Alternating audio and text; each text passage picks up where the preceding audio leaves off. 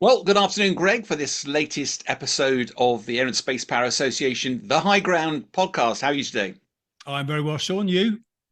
Well, it's been a manic series of interviews again. A lot going on again. Some of it all around President Trump. I guess we might get onto that a little bit later. But when we look at air and space power, I'm a big philosopher in terms of how do you prepare for stuff and how do you react to stuff. And it feels like John Healey this week has been a bit reacting to stuff. We're going to be shooting down drones, but we'll come on to that because you and I are old enough and grey enough that we saw the advent of drone technology into warfare, but it wasn't these little 249 gram, 200 buck things, was it? It was MQ9s, Reapers, and stuff like that. Perhaps Yeah. it's worth just reminding everybody why we turned to that sort of technology and what it gave us throughout that sort of post Cold War era. Yeah, it's a really good point. It's knowing where you've come from as opposed to necessarily where you're going is a key. We were front runners. I mean, I think a lot of people criticise the MOD and the Air Force for being a bit slow in catching up with drone wars, but we've been doing it for a long, long time, and we've only just retired those Reapers. And the reason we've retired them is they're knackered. I mean, I know this for a fact. Even when I was serving, we had the fleet leaders, even compared to Americans. We were operating our Reapers at a flying rate that was beyond anything else that anybody was doing. So we were pioneers to a degree. Now we were very lucky that we were able to buy American, already oven ready hardware and software, and spend a lot of time operating with America and learning on the job, if you like. And they were perfect for counterinsurgencies. The phrase that we used to use was they're good for dirty, dull, and dangerous missions because you're not going to put anybody in harm's way and you can stay up there for 12, 18 hours. And without being too rude, you don't need to go to the loo, you don't need a rest. Apart from the guys and girls in the cabins, of course, who were doing the work. And that's the big deal here, remotely piloted. These were being flown by trained operators, highly trained operators. And now we're talking about autonomy or, literally somebody coming off the PlayStation and getting straight into it. So we've moved a long way. Yeah, but I think it's worth reflecting. I was looking back at the MQ9s. I think were $30 million a copy, and if you doubled that by the time you get the ground stations, as you say, the remote operators. And I remember, I mean, I did 3 tours, 2 years of my life in Afghanistan, and I remember before we could do any strikes against bad guys, you had to check pattern of life. You had to see if you knew they were in a certain building, but was that building full of school kids? And you couldn't just guess. You had to watch and see the pattern of life around it. And as you said, these things would sit around there for 24 hours. My bladder certainly wouldn't last that long. So I regularly used to be delighted at that. But they were also, first of all, yes, they were driven from a distance, but I don't know about you, but I certainly had one close aboard with one of those once in a height stack because aircraft are generally stacked with vertical separation if you're in cloud or stuff like that. And Yeah. one night we were in a height stack and yeah, the Reaper wasn't where it should have been. And this thing came flashing past. I mean, it wasn't flashing past me, I was flashing past it, but it's certainly, you went, my pink body's on the line, yours is not. And Yeah. that caught the attention. Yeah. And I But it think also, sorry, go on. Yeah, one thing I think people perhaps forget now, because we're looking at quite small drones, they're not small. Those Reapers were a bigger wingspan than a Harrier by some distance. They would have hurt if you'd hit them. Whereas now we're talking about quite small drones that are much lighter in some terms, but also still big ones too. But yeah, it's they were part and parcel of everything that we did in the counterinsurgency fight. They were fundamental to it, and probably paid for themselves many times over. But they played to that sort of, we were focused on technology being the West asymmetric advantage, weren't we? We were played on the fact that we had air dominance, so you could do what you like it in the skies. But it was interesting that as soon as you started to use those in the more recent campaigns, who could forget? There's a lovely image of the Russian fighter jets trying to knock the Reaper out of the sky, covering it with aviation fuel by dumping fuel, and then actually clipping the propeller and downing one of them. These things are not very well protected. They're very expensive. They're very good with quality, but they don't provide quantity. And I think it's no great coincidence that we've seen a significant reduction, as you say, in the watchkeeper. We retired watchkeeper, didn't we, Yeah. out of the program? And although there are some other drones that are taking their place, the conversation has shifted dramatically from that high end down to Ukraine, which is now, as you say, 1 million drones. What do you think's prompted that very quick shift? Yeah, so we were all on a journey in the West, particularly in the UK and America, I would argue, where we were evolving away from the Reaper type drone. They still had a place, but they were fragile. I mean, they're more like a model aeroplane than they are like a combat aircraft in terms of construct and rigidity and survivability. But had their place in a benign environment. We were on a journey to talk about more collaborative, more capable drones that would be effectively like a mini F-35. Some people say mini Nats because they do look a bit like a Nat, without a pilot in it. And we were on that journey, and we would still be on that journey now had it not been for Ukraine. But what Ukraine brought in extremely stark relief was a way of operating near the battlefront initially that gave a whole new sort of character to warfare in that close-in battle, because now anybody and everybody could possess the ability to see over the next hill or see into the trench, and not just see but also deliver a weapon. So instead of firing a dozen mortars and hoping you hit something, you could literally drop it with pinpoint precision, and it didn't need to be a big weapon because you were literally aiming an individual. Because the scale, the cost of what you were doing allowed you to operate at that level. So it's accelerated a whole new way of warfare.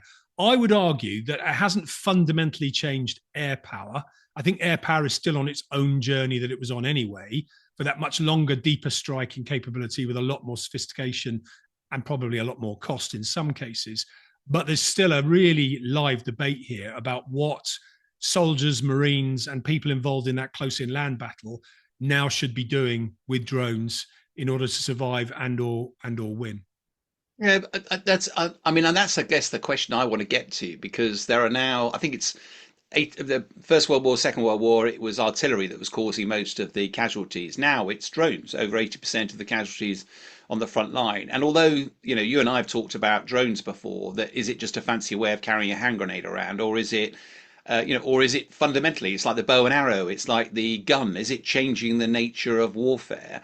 I'm sort of still not quite sure about this, because I do get the hand grenade type analogy, but also I come from an aircraft where we used to carry CBUs, and we used to have 147 of these bloody bomblets. You and I have bantered this before, but each of those, you only need one of them to take out a tank. It's just we couldn't hit the tank. Well, you strap one of those relatively small things onto a drone and just pointed it at the most vulnerable part of the tank. Suddenly, air power, loads and loads of weapons, all of that technology can be replaced by one little drone flying its way with one of these packages. I mean, Yeah. is it a defining moment in air power, or is this just the David versus Goliath battle? And therefore, this is what Ukraine had to do. It had to find a different way of fighting on the battlefield. Well, I think you and I'll come to a discussion in a minute about the longer range drones, because I think that's perhaps where that conversation it does drive you to rethink air power. I think the ones that we saw initially, the ones that we still see close in, taking out individual targets, bunkers, individuals, whatever, I think that is a fundamental question for the air-land battle, a close air support, as you and I used to call it. The idea that you'd want to stick an F-35 in over some trenches in order to find a couple of people is just, it's for the birds, isn't it now?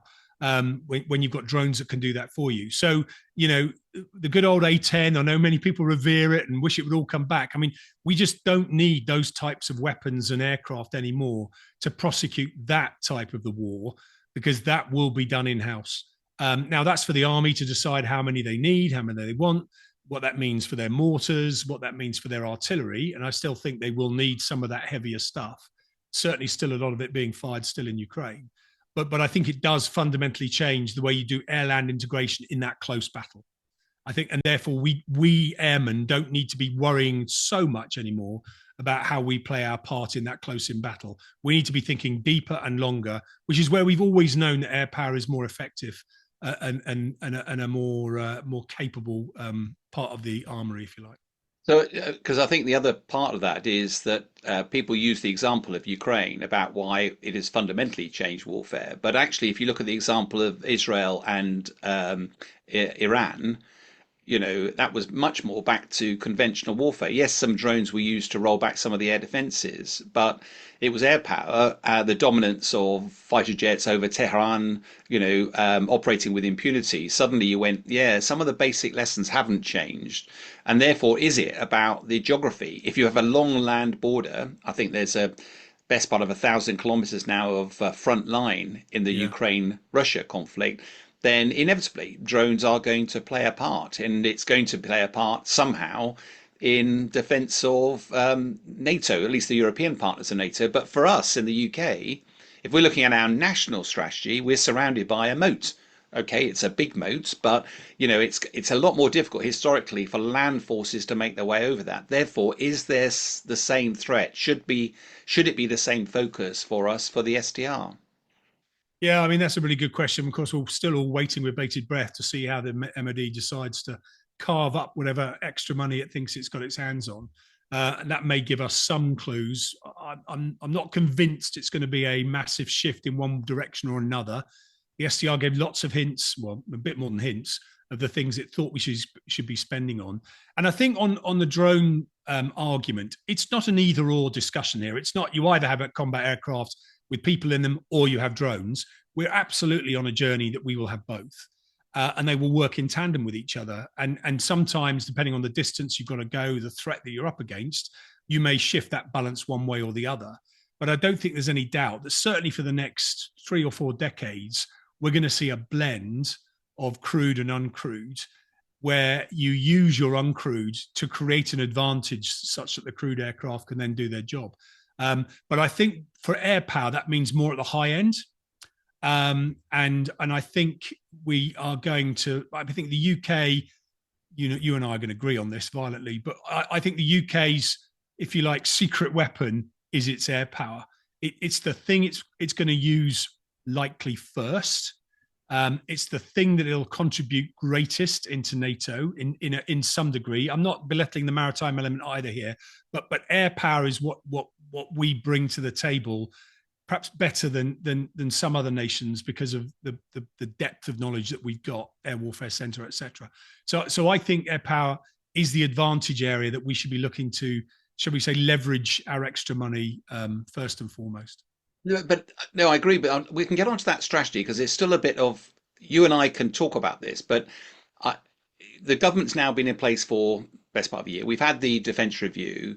Yet there was an interesting announcement from John Healey this week. This is what he had to say. And as we speak, we're developing new legal powers to bring down unidentified drones over UK military bases. So this feels quite reactive to me, Greg. You and I were both base commanders at it during our time.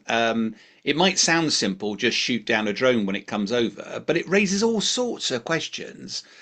First of all, how many of our frontline bases are actually manned with people with bullets in their guns? Secondly, there's lots of video online. It's really difficult to shoot down drones with a bullet because they're quite small, they're quite agile. So you probably need to use a machine gun to get tracer so that you can walk the bullets onto the drone. If you're firing bullets up, they generally come down somewhere. Where's the risk there? What about the kill chain, the identify? I bought myself a little drone, one of these 249 gram drones. Jeeps, they're capable. They are incredibly good. And how are you going to work out whether it's some kid who's got a birthday present he's just run awry, or you've got some terrorist who's got some sort of grenade hanging underneath this thing? Yeah.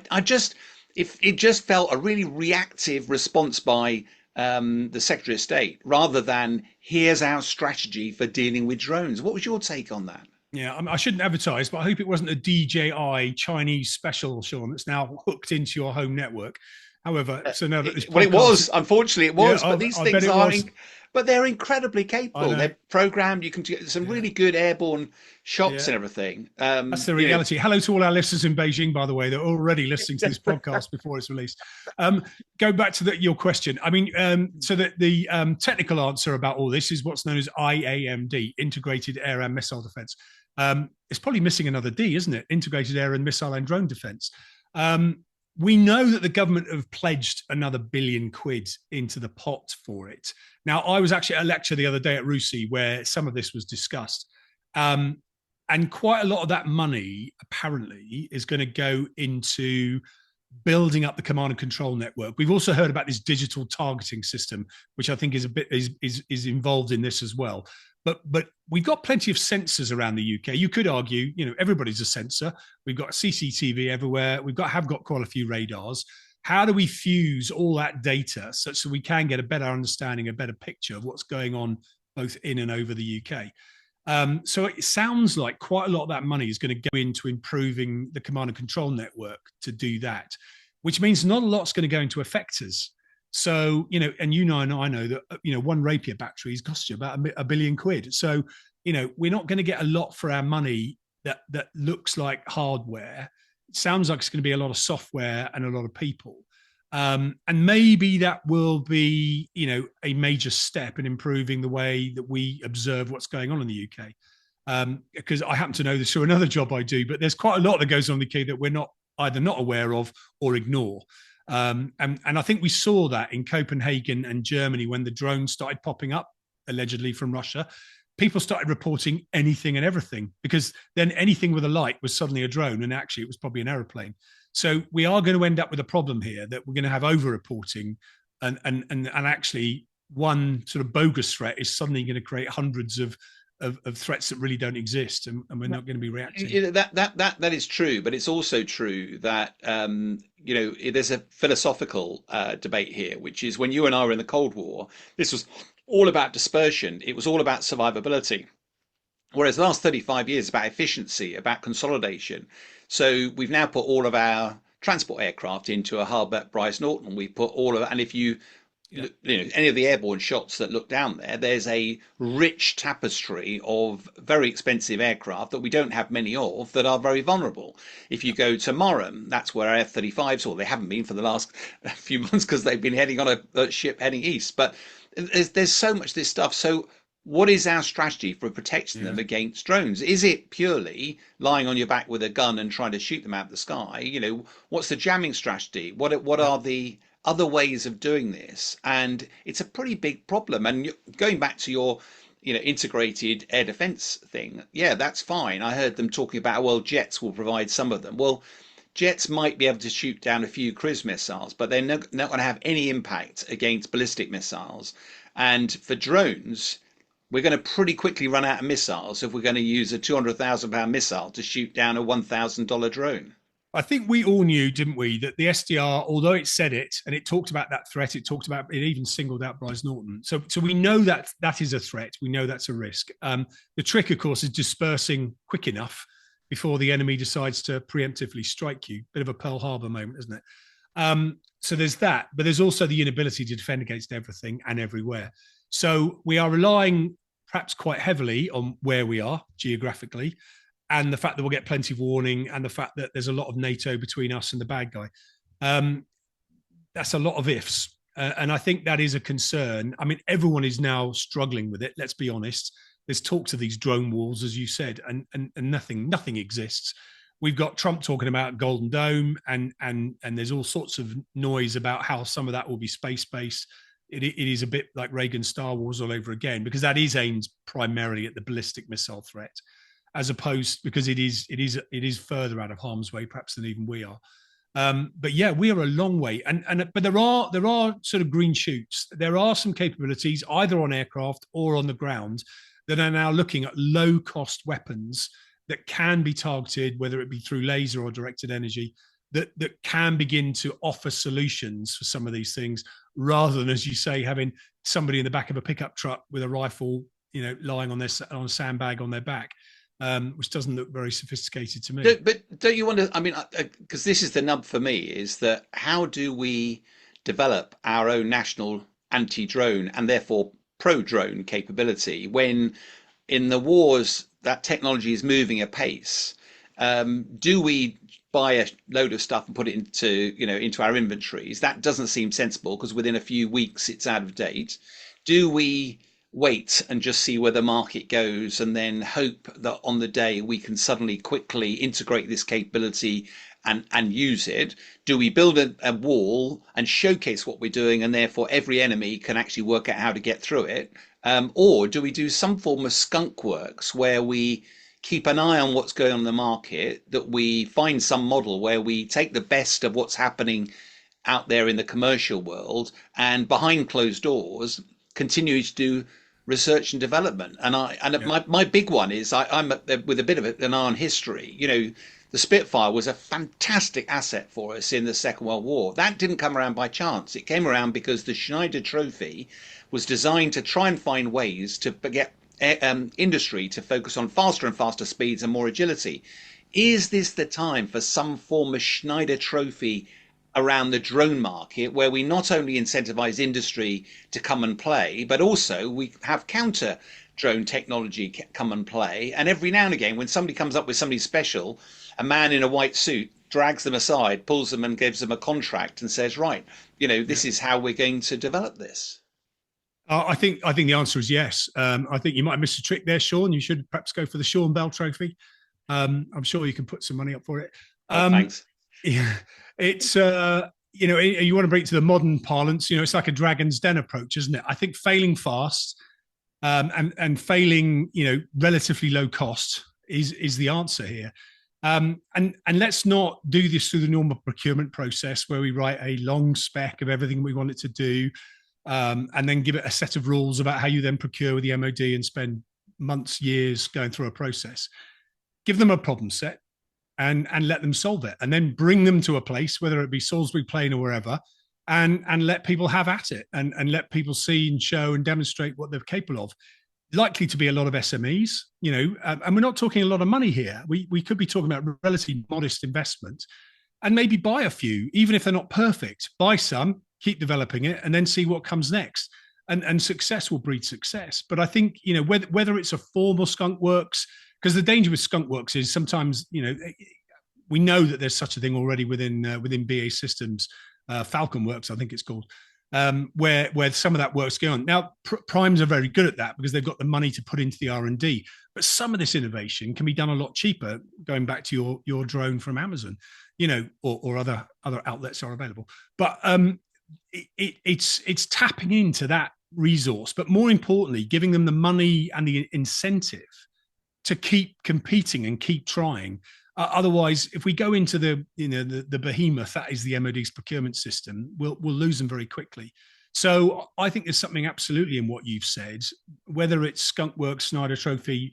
I think it's something like that is in that drone space, either for offensive or defensive measures or both. I think it's going to take something like that, and I don't think this is something the MOD's not thinking about either. So I think Storm Shroud, the drone that the Royal Air Force brought into service this year, they did that quick. They did that on a UOR type timeline, and did it for relatively small amounts of outlay. So they are thinking this way, and I think with drones, where you're not worried about a human getting harmed as much, you don't need to certify it to the same level. You can cut corners. Yeah, I was going to ask you about Storm Shroud and also Protector, because in that high end stuff there is still some appetite, because Loyal Wingman is a concept where we're going to get into another podcast, I suspect, where one pilot is now controlling a whole load of other little platforms that are buzzing around it independently. God knows how. Most of us found it difficult enough to control one aircraft, let alone a bunch of drones.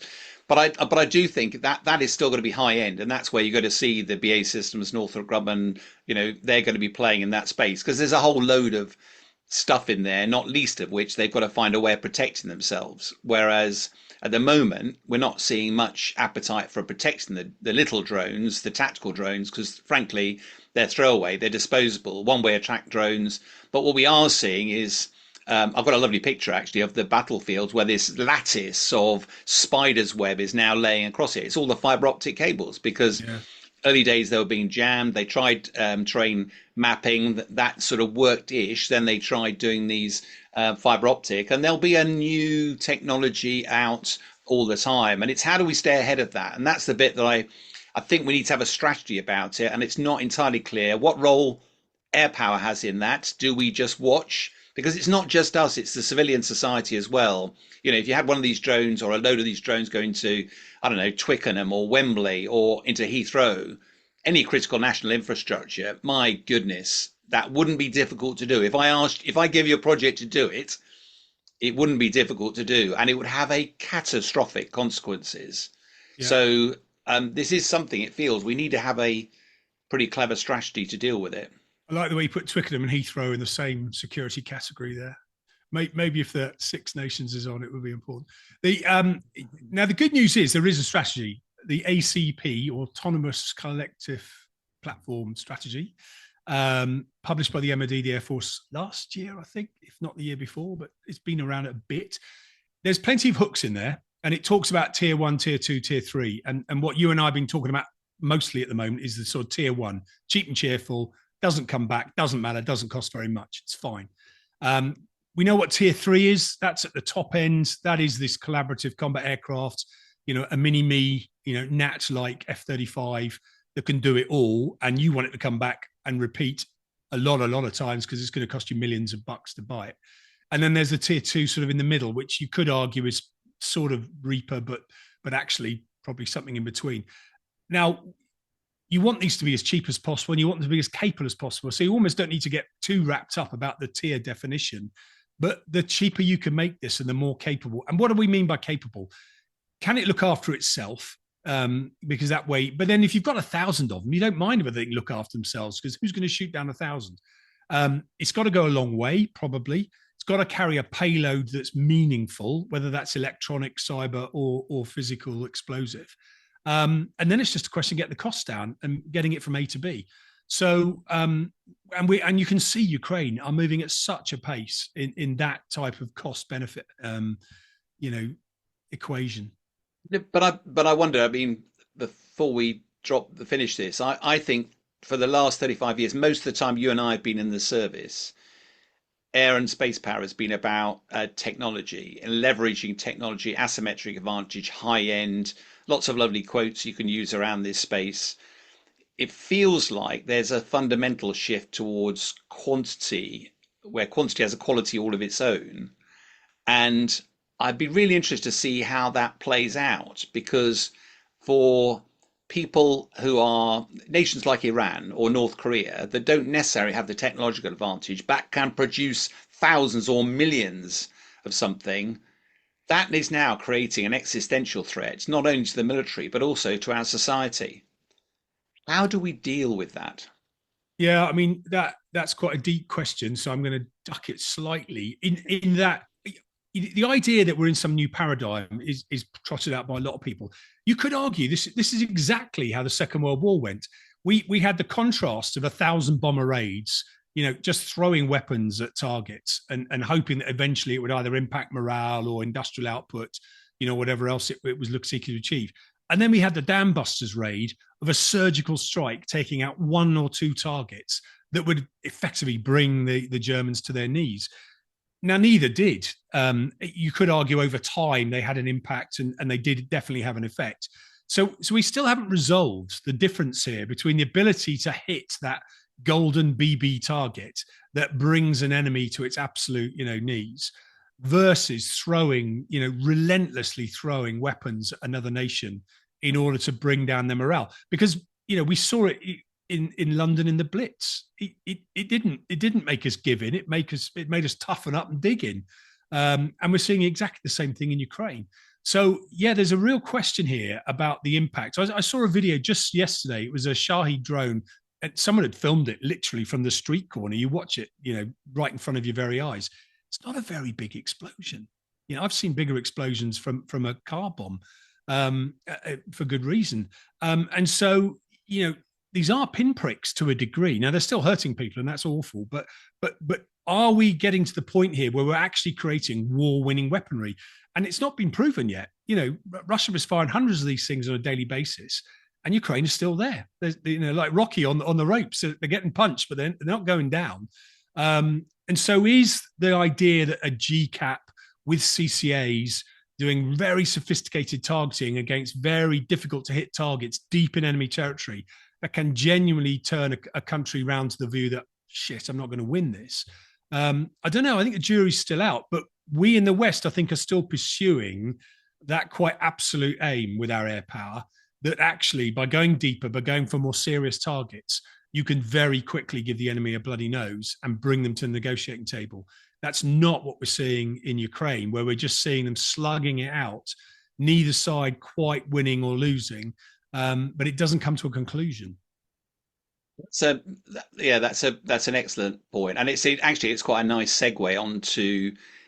We try and look at something that's been in the news the last couple of weeks, and one of the things that's been in the news is that President Trump, was he going to provide Tomahawk missiles to Ukraine, and then decided not to. We've seen a 2.5 hour conversation between him and President Trump that seemed to change his mind to stop him giving them. We've also seen in the last few days President Putin rattling the nuclear saber again. And in a way, linking up to your point about, drones, do they do some significant damage?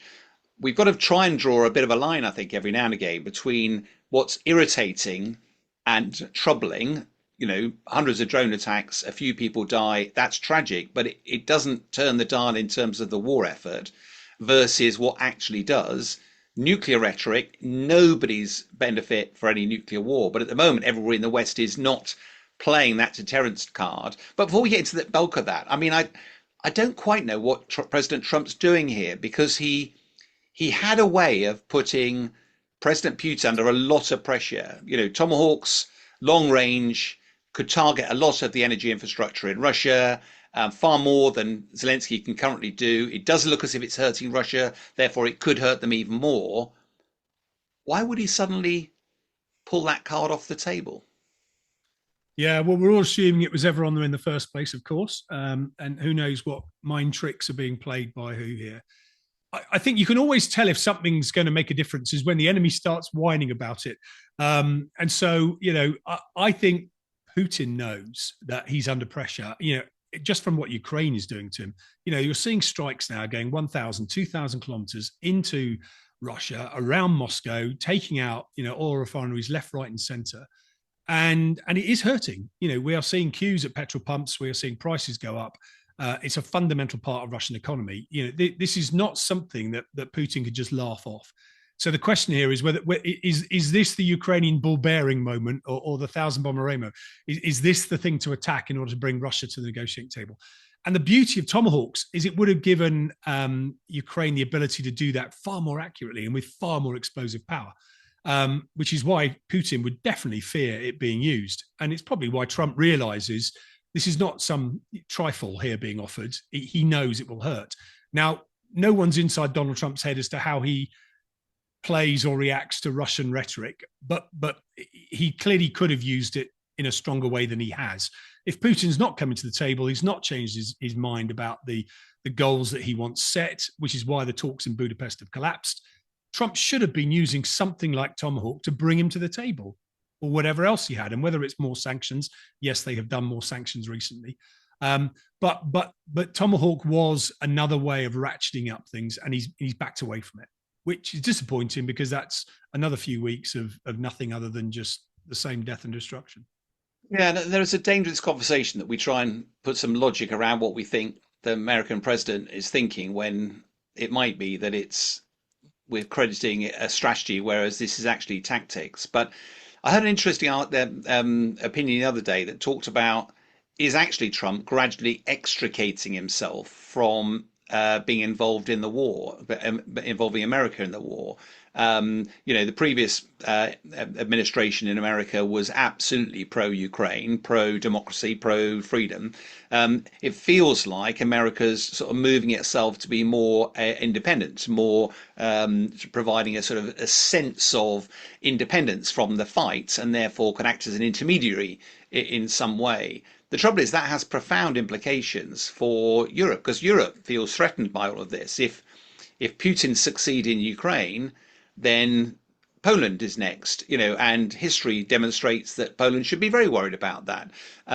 That's therefore NATO. But if America's trying to extract itself from that, there are some really profound implications for our NATO first policy in our defence review of our what does the rest of the European nations do? To date, we've probably done enough to stop Ukraine losing, but they are still day to day being pushed back on the battlefields. If we continue doing what we're doing without American support, that can only get worse.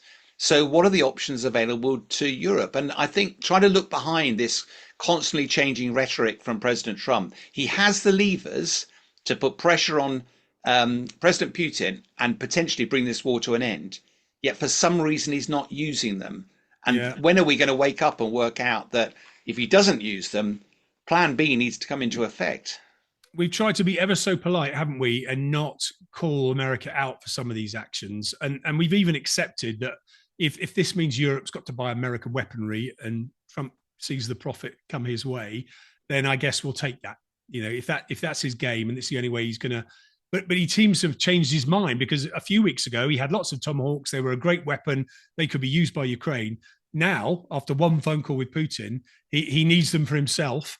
And anyway, it would take too long to train on them, and then we can't possibly assist. So, the story keeps changing. We've just seen Storm Shadow strikes go much deeper into Russia in the last few days. And I think everyone's perception is that they were being held back by the Pentagon, either because the Pentagon had the wherewithal to be able to do that, or American assistance was needed in the targeting process required to send them. Well, they've gone now. Now, Trump was asked the question the other day, did you authorize that? Nothing to do with me. And if you actually dig into this, it appears that the firing authorization has dropped down to Sacker, who is a NATO appointment. Yes, he's an American, but it's a NATO appointment. And I think Trump, to a degree, has maybe used that to his advantage to distance himself from that decision-making process. So, yeah, it's got really confusing in the last couple of weeks because the rhetoric has changed. Trump's story has changed. But if the West can now give Ukraine permission to use the Scalp, the Taurus, and the Storm Shadow, then maybe that will make up for the lack of Tomahawk. I think Tomahawk would have been great too. There's no doubt about it. And ATACMS, GMLRS, etc. But there has been a change, and it's hard to work out what's really going on behind the Pentagon's closed doors or behind the White House thinking. I'm thinking particularly as well because Ukraine has developed its own, was it Flamingo missile? And although that the numbers around it look very impressive, it looks big, it looks fast, but it looks very former Soviet Union. It looks very clunky. It doesn't look very high tech. And of course, the great thing, even though Tomahawk's been around for 30 years, it flies at 100 feet. It flies at 550 miles an hour. It evades. It's got some elements of self-protection about it. And therefore would make it incredibly capable. Now, whether the answer is, because my understanding about Storm Shadow, luckily we don't know the detail, otherwise we wouldn't be able to talk about it.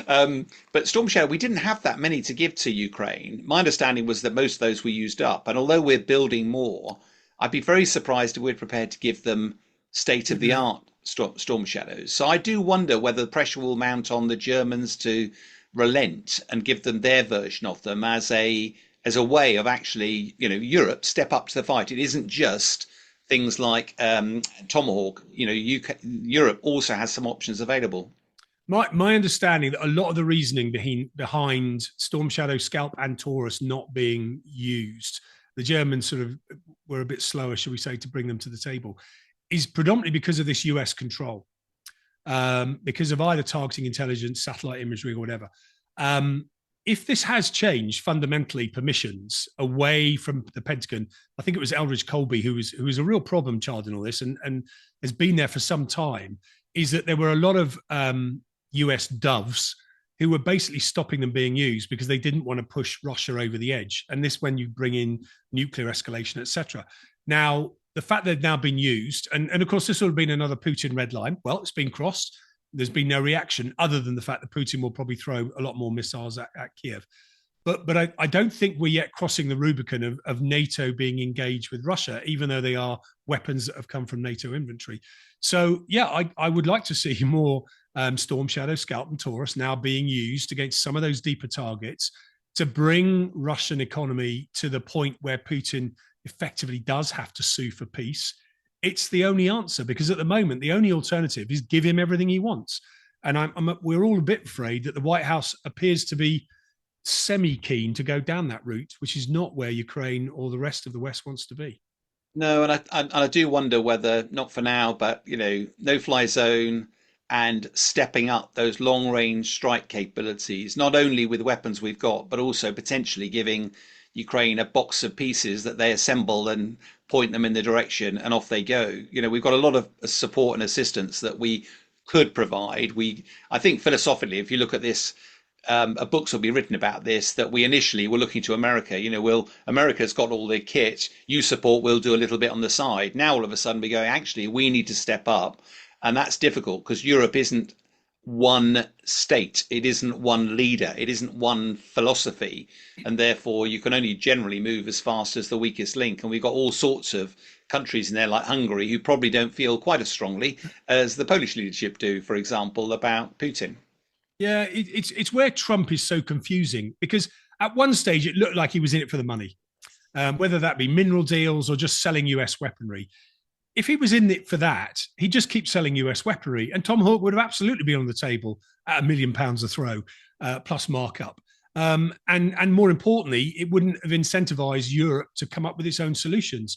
We just saw literally in the last 24 hours, Ukraine and Sweden come to a deal on Gripen, despite the fact we've been gifting them F-16s. So yet again, America is missing opportunities here to stay in the marketplace of Europe, because slowly but surely European countries will go, wow, if it's going to be at the whim of the president, maybe that's too dangerous a choice to make.